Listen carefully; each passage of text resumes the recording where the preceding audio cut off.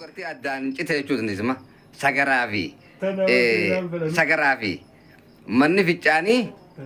laa walitti laa gartee ati bulkeetumaan dhaamee maragamee jennu laalma kilaasikaala siituu mee dhagaan jechuu kiyya harkafatti kanaafi nakamiin godhe laal mudannoo kana gowwaa hawaan biyyaatti dabali ka kiyyaa kanatti ayiliitti dabaliiti gartee akkasittiin beeke haa bishaan ittumaan qiyyeessiin jee dhumaan dabbusee qafa dhugaa laal akka gartee achiisan dhageenyeen bishaan samii keessa ol kaaseetiin gartee assalaamu alaikum akkam jirtu naga qabdani fayyaa xiqqaa guddaa maatii waatiin iid mubaarak isiniin jennee jira lala walumaa galattuu iid mubaarak jirtu عيد العافية iid al'aafiyaa ha bishaan feetus gartee mi ha gartee birindaa feetus gartee mana eenyu jira jettee fedhama محمد إبراهيم Mr. Lova and Muhammad Ibrahim Funa Rojan mal jechuun beektaa garaan waggaa keessa ogguu takka sanuu gartee ni jiraami laal nama akkaan gartee garaa jabaatutu gachiifte horbeessa garaa dhageeffadhu dhugaan sitti mu jira wallaahi dhugaa rabbii sitti mu jira akkasitti beektee mara kana irraa harkifne oggurraa harkifnu haa lakkuma teenyuun za'an tuwii dhaabbattii mikrooti xixiitii jettii mishiinu akkasitti samboodirra udubaan taa'u bar dhawaa haarraa kana tokko dhiyaa buleesaayi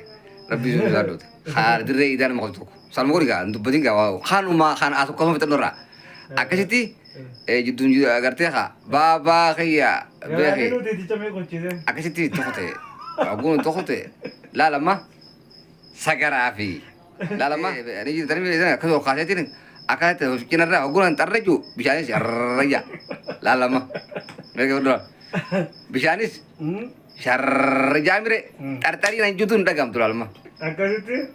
aili ma jogi yogo kana ana fudan no isif malre مطنو khomanti akayete tkhanatu ansi wallahi si be hata kabadu fetu ala tata fetu ira tata nanda khalu akasiti darra lalha oman selaye nyadu yabo hogguu sayyaa daddeen deebadde nageeffate akkasitti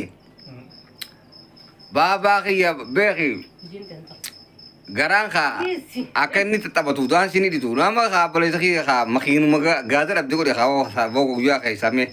makiinaa gaaza gaazu yookiin giraan soo kaan garte zeetii fixita garte qiqii jettu garte kaa sibiilli waldaa kusan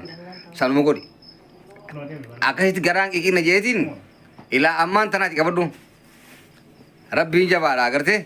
mudannoo kanaa tanaan na mudate irraan tana obboleeyyan kiyya kanaafin mudannoon tiitunis gartee akka kiyyaa hagartee namni itti dhiyaatu ka naannoo sanii waa ciru jiroo jiraate yoo waan naannoo kanatti gartee naannoo sanitti namni waa jiraatan akka akshiira saniin deemu akka gartee kilaasikaala isin itti bukoon dhageenya jechuumaafin kana gartee isin afeeruu kiyya akkasi haa ilmu mubaarak haa bagatti isiniin geenye asumaanuu gartee gartee warra baranaa habara eegare jechuudhaafi hedduu takka nuuf jiraadhaadha haalan hedduu takka sin jaalanne hordoftoota kiyya gartee sheer godhaati mudannoo nama gartee kanaa mudannoo kanaa qabuuf gartee warra barate jeetiin yaadamma kilaasikaallee kiisan akkan dhagaamne godheetiin jira saniifuu akkan dhagaamne akka abbaan godhuuf akkas akka gootan jechuu kiyya yaada kiyya nagatti horaa bulaa deegara